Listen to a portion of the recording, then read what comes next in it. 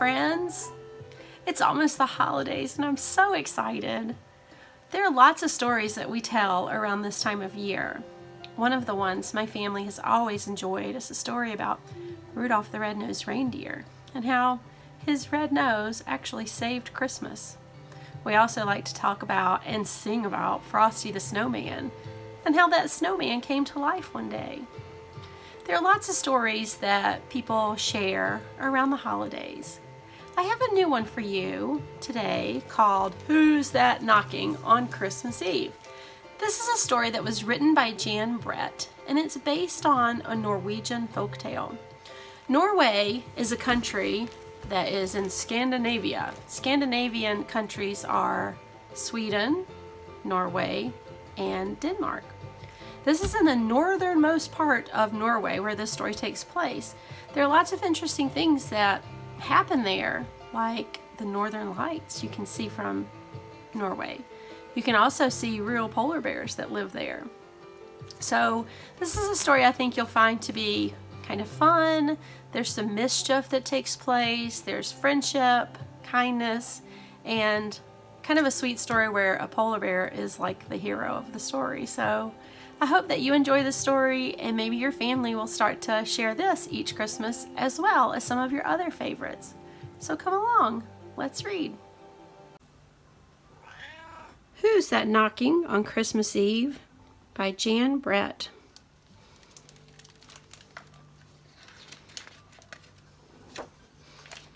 Who's that knocking on Christmas Eve? High above the Arctic Circle, in the land of ice and snow, the northern lights shimmer in the night like a curtain of color hanging from the sky. The air is so crisp and clear in this northern place that one Christmas Eve long ago, a boy from Finnmark on his way to Oslo with his ice bear could see smoke curling up from a hut far in the distance. He was cold and hungry, so he headed toward it. Far off in another direction, someone else smelled the smoke, and even though he couldn't see it, he raced off to tell the others. As the boy from Finnmark made his way toward the hut, Kiri was inside feeding the fire that made the smoke that roasted and baked the fine food. Delicious sausage and fish and tasty buns and cakes were all laid out on a pine table. Sweet porridge bubbled over the fire, and apple cider stayed cool on the windowsill. So why did Kiri jump at every creak in the sod roof? And why did she run to the window when an icicle fell in the snow?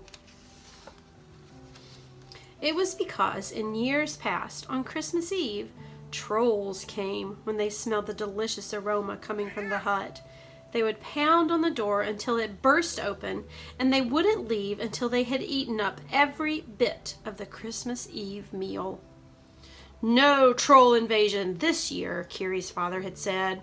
I'm going up the mountain to watch and chase them away. And off he had gone to stop the trouble before it began. So this year, Kiri was alone in the hut when she heard a soft sound at the door. Knockety knock knock. Someone was out there, but surely it was too polite a knock for it to be a troll. Kiri went to the door and peeked out. There was the boy from Finnmark with his ice bear. Please let me inside to warm up, he said. I am on my way south to show off my bear for the townsfolk of Oslo. I've many frosty miles behind me and many more to go. Come in, Kiri said, but I have to warn you that in years past our house has been invaded by a pack of hungry trolls. Trolls would be a welcome adventure, the boy said. So he came in, and the ice bear crawled under the warm stove and fell asleep. Kiri and the boy had just settled down in front of the fire when they heard, not so softly this time, knockety knockety knock. There's no one home, the boy called out. He was certain it was the trolls, so he pushed the big chest in front of the door.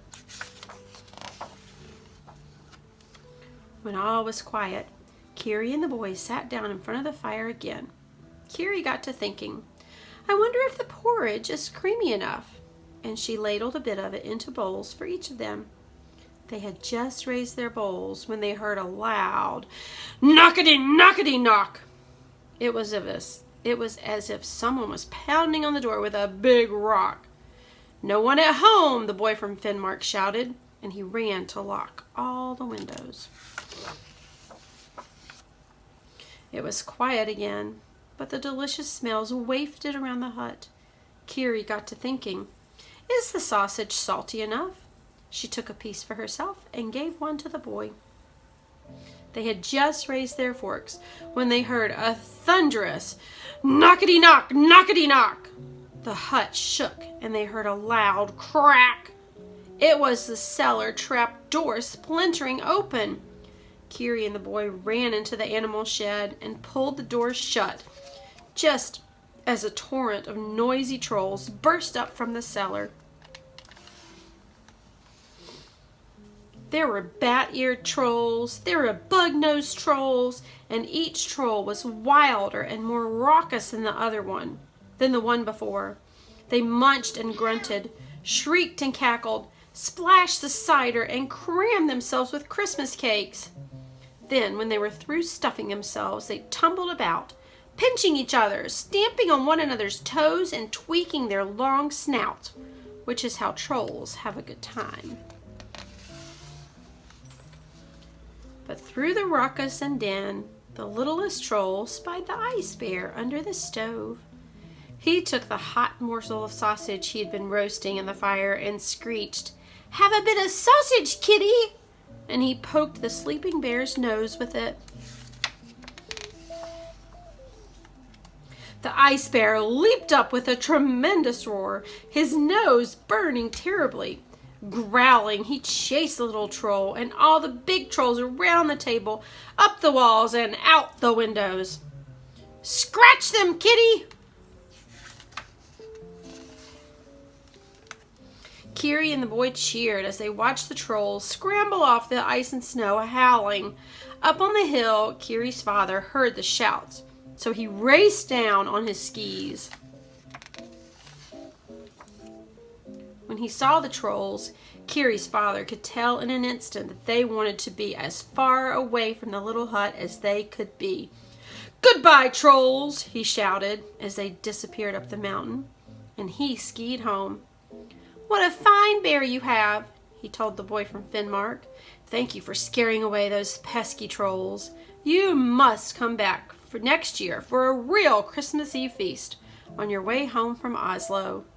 And they all sat down for some porridge. A year later, Carrie was on the mountain gathering wood to make the fire to cook their dinner for Christmas Eve, when the littlest troll popped out from behind a snowbank. "Missy," he called in a high, crackly voice, "do you still have that kitty that sleeps under the stove?" "Oh, yes," Carrie said. "Only she has grown up into a big cat now, and she has 7 kittens, all larger and fiercer than herself."